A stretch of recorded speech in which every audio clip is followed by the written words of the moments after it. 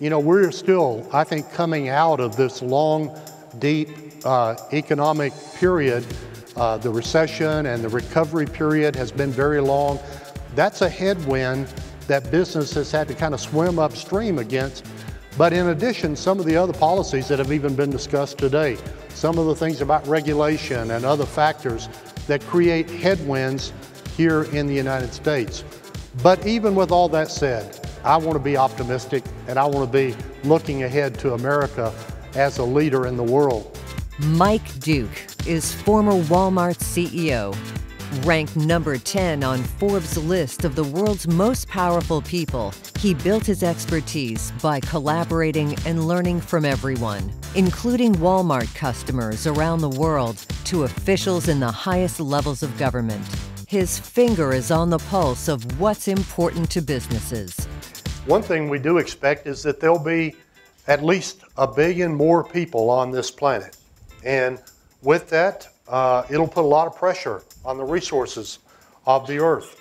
Energy will clearly cost a lot more over the next 20 years. We expect that the demand for food will double in the world. And what are the implications of doubling the demand for food in the world? In particular, the fact that today we are a large food retailer, both here and in the other countries that we operate in. We can't imagine the impact of technology, but we know that it will be gigantic. We grew up with what we call bricks and mortar retailing, but the consumer clearly is changing rapidly, and technology and smartphones and tablets and how all of that is used together. And we are investing greatly in how the consumer wants to shop and how the consumer makes purchases and information. We view customers don't necessarily want to say, I want to go to the store, or they think I'm going to order online. I think they want to be able to buy the product when, how, and at the exact price, whenever they want to, and with complete flexibility. And that's why we view multi-channel as the way customers will shop in the future.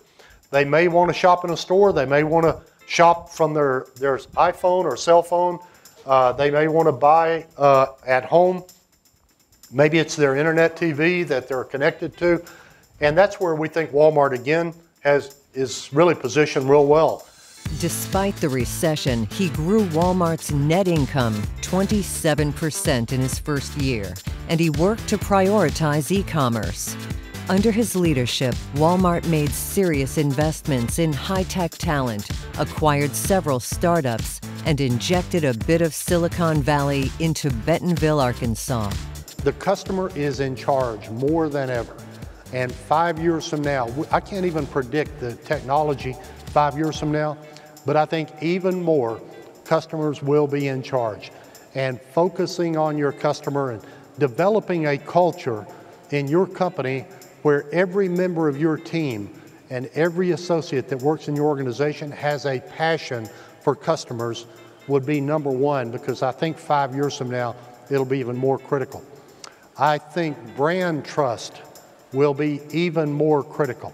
I think more transparency will bring forward where you have to be trusted as a company, and companies that are trusted are going to be rewarded more in the future. Probably third will be speed, and I mentioned it related to my mistakes. So I look to the future and say you will need to move with more speed, more aggressiveness in the future.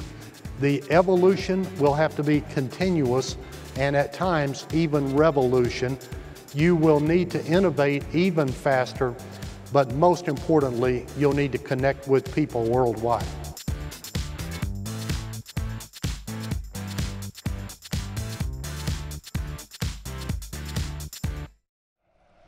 It's a human vision, legacy we want to leave behind us.